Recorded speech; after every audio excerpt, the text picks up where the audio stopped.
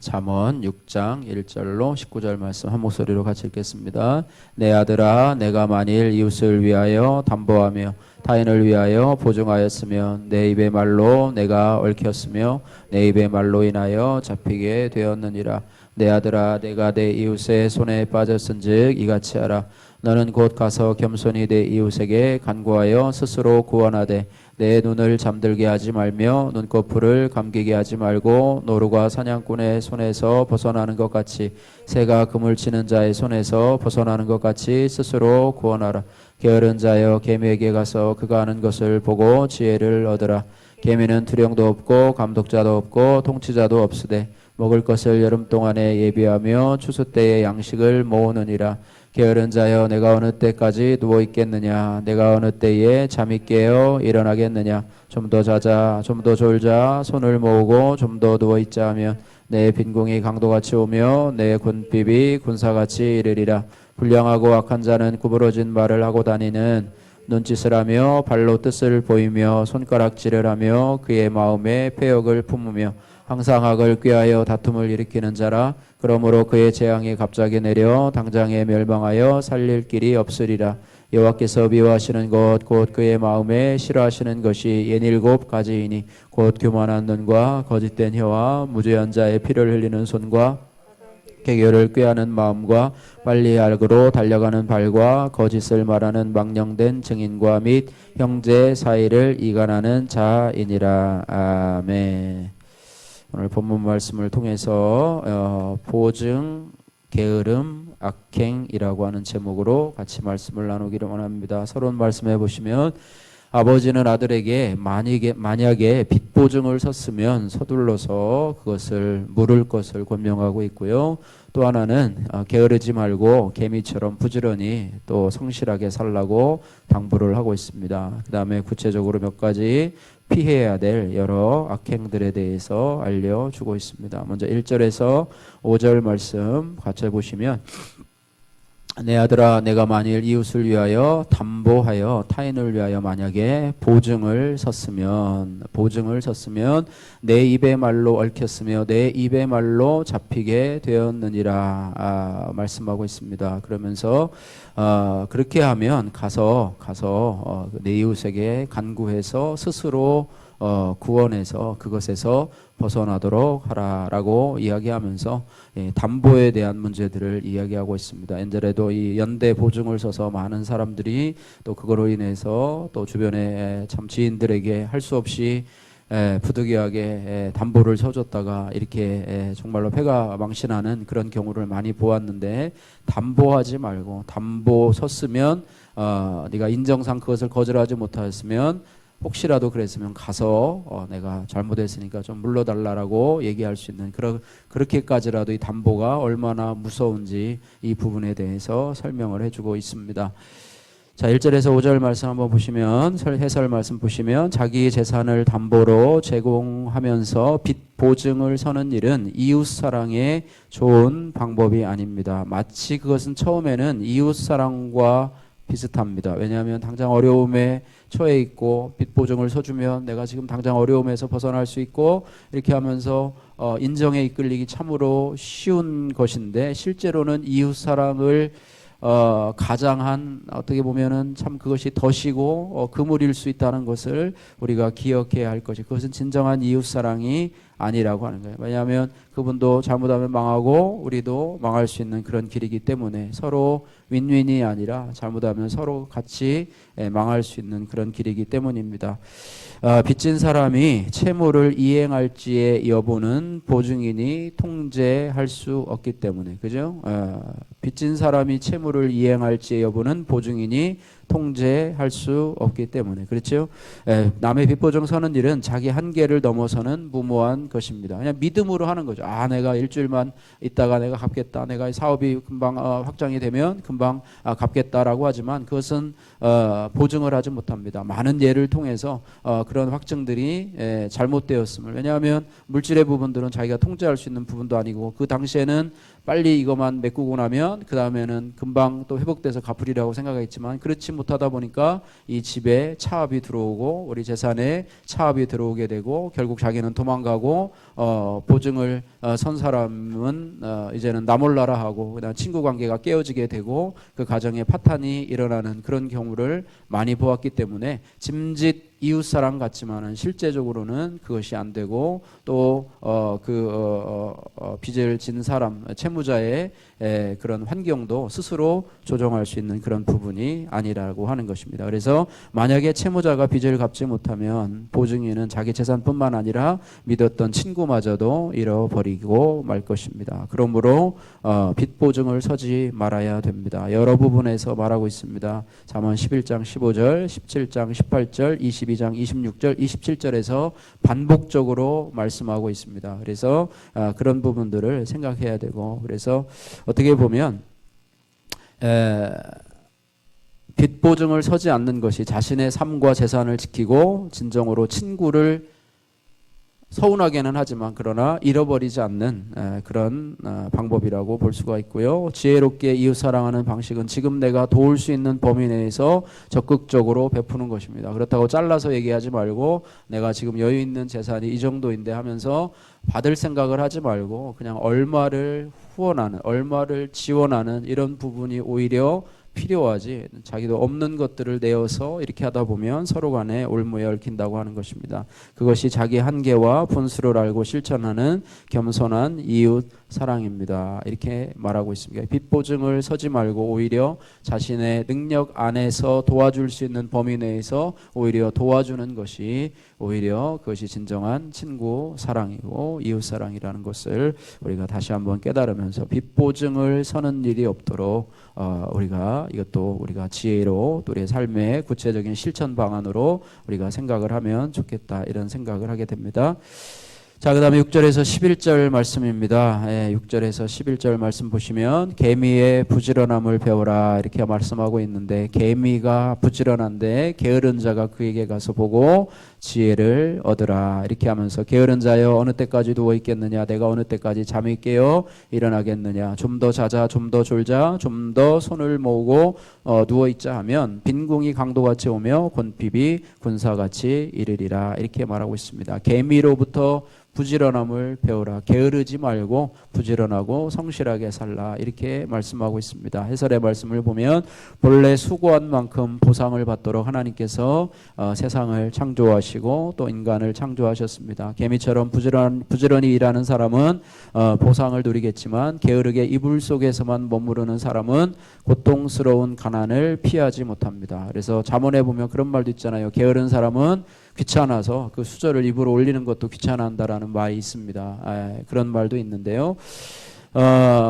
물론 현실에서는 불이하게 부유함을 누리거나 그죠, 부정함으로 부유함을 누리거나 또 부당하게 가난을 겪는, 열심히 살아도 가난을 면하지 못하는 그런 부조리함들이 있습니다. 열심히 일한 만큼 산다고 하면 그거는 참 좋은 나라죠. 근데 열심히 일해도 못 사는 나라가 된 것은 사회의 어떤 구조적인 문제이지 하나님이 창조의 그런 질서 가운데 있는 것은 아니라고 하는 것입니다. 그러나 이런 현상들은 기도하며 바로잡아야 할 문제이지 게으름을 정당화할 수 있는 근거는 되지 못한다고 하는 것입니다.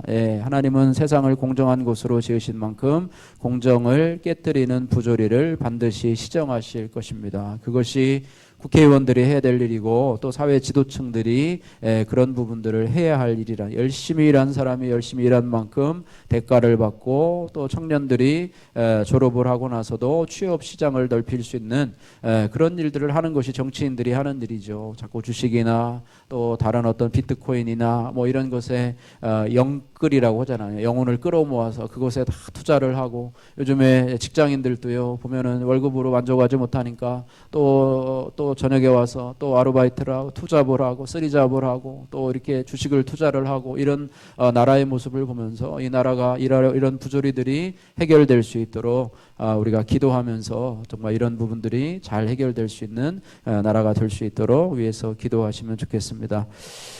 계속해서 보시면 그러므로 누구나 성실히 일하며 부지런히 살아야 할 사람은 하나님을 믿는 우리입니다. 이것이 바로 하나님의 원리에 따라서 사는 것. 성실히 살아가고 또 성실히 일한 만큼 대가를 받고 또 그 부분에서 하나님 앞에 하나님의 부분을 드리며 또 이웃사랑을 실천할 수 있다면 이것이 바로 우리에게 주어진 하나님의 본분, 하나님 우리에게 맡겨주신 본분을 다하는 것이라고 하는 것입니다. 자, 그 다음에 12절에서 19절 말씀 보시면 불량하고 악한 자의 최후에 대해서 12절에서 15절에 또 하나님이 미워하시는 것에 대해서 16절에서 19절 말씀까지 이제는 좀 더 세부적인 부분에 대해서 보증을 서지 말라라는 부분과 게으르지 말고 부지런하라는 부분에 대해서 말씀하고 있고요. 불량하고 악한 자의 최후에 대해서 말씀하고 있는데요.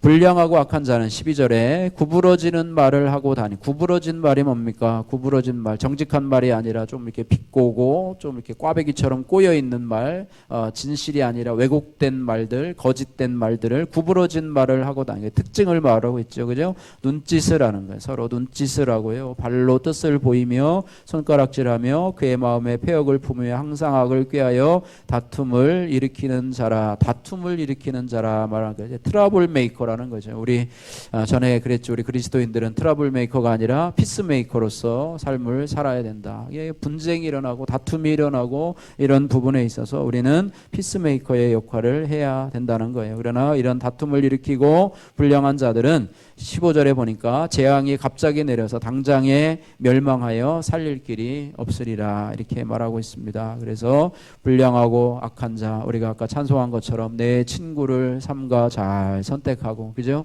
이런 사람들을 우리가 잘 분별해서 좋은 사람들을 택할 수 있고 또 내가 좋은 사람들이 될 수 있도록 하나님 앞에 서는 그런 모습이 필요하리라고 생각하고요.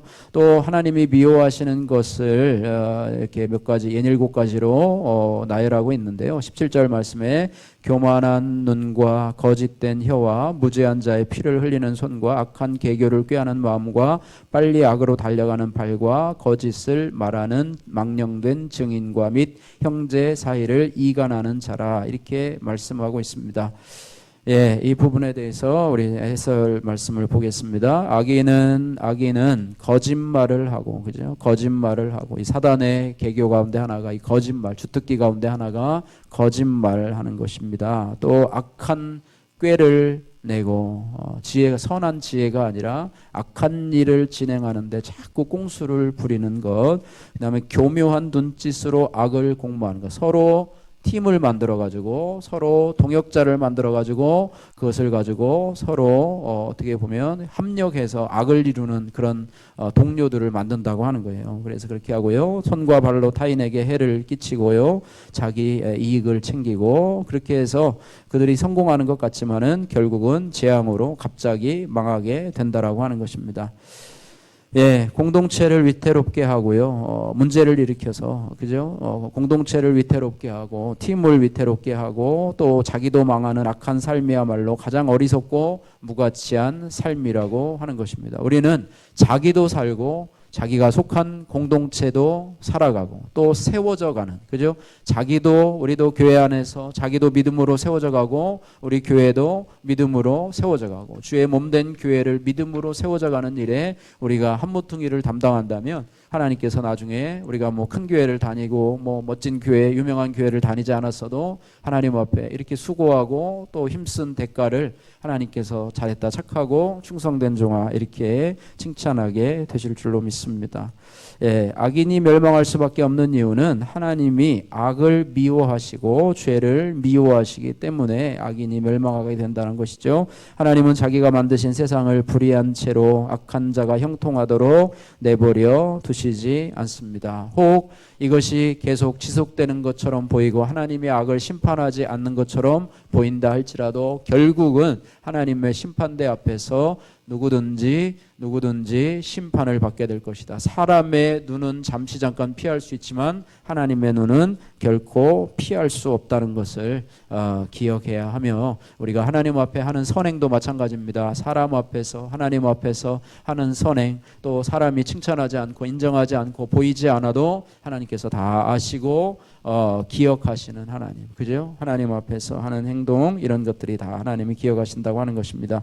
오늘 우리 주변에도 우리를 유혹하는 악이 여전히 많이 있습니다. 조금만 타협하면 성공할 수 있을 것처럼 보이고 또 잘 될 것처럼 보입니다. 그러나 악이 꾸며낸 신기루에 속지 마십시오. 하나님의 세상은 정의롭습니다. 그래서 정직을 행하고 겸손하게 행하고 어려움이 있을 때 하나님을 의지하고 또 하나님이 우리의 지혜의 손과 발이 되어서 우리의 삶에 간섭하시고 개입하시도록 우리가 정직을 행해서 조금 불리함을 당하고 억울함을 당할지라도 그것을 해결해 주시는 하나님을 의지하면서 믿음으로 살아가시는, 그러니까 인간적인 꾀, 인간적인 방법, 내 수단, 내 방법, 또 그래서 사람들을, 옆에 사람들을 동원하고 이용하고 이렇게 하면서 내 이익을 추구하려고 하는, 그러다 보니까 거기에 잔꾀가 들어가고 죄가 들어가고 거기에 악이 관여하게 되고 결국은 하나님이 기뻐하시지 않는 일로 자기 자신을 끌어넣는 일이 될 것이기 때문에 우리가 하나님 앞에서 정직하게 행하고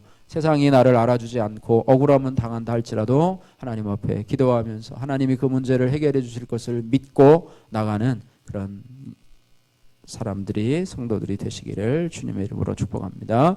기도하겠습니다. 사랑의 하나님 감사합니다. 하나님 잠언의 말씀을 요즘 계속 묵상하면서 하나님 아버지 저희들에게 하나님 솔로몬이 그 아들에게 또 하나님께서 우리 성도들 하나님의 자녀들에게 주시는 그런 아버지 하나님 정말로 부모가 자식에게 주는 내 아들아 라고 하면서 권면하는 말씀을 저희들이 하나님 듣고 우리가 마음으로 받기를 원합니다. 보증을 서지 말라. 보증을 서는 가짜 이웃사랑에 하나님 속지 말고 오히려 그 능력의 범위 안에서 오히려 도와주고 기도해 주라라고 하는 보증을 서지 말라라고 하는 그 부분에 대해서 말씀하고 있고, 또 개미의 부지런을 배워서 우리가 하나님 우리에게 주어진 일들을 최선을 다하며 하나님 아버지 그 일들을 감당하라고 주님 권면하고 있습니다. 우리가 게으르거나 또 사회의 부조리 때문에 우리가 사회에 불평하고 원망하지 아니하고 하나님 해결해 주시는 하나님을 믿고 의지하며 우리는 성실하게 믿음으로 감당할 수 있도록 주여 도와주시고, 하나님 우리 주위에 불량하고 악한 자들이 있는데 우리도 혹시 그 가운데 빠져가지 않도록 하나님 내 수단과 방법을 통해서 또 주위의 사람들을 동원해서 내 목적을 이루고 내 수단을 이루려고 하는 그런 것이 아니라 하나님 앞에서 정직하고 또 하나님 앞에서 아버지 하나님을 의지하는 마음으로 우리가 믿음으로 살아갈 수 있는 저희들, 또 하나님의 도우심을 받으며 살아갈 수 있는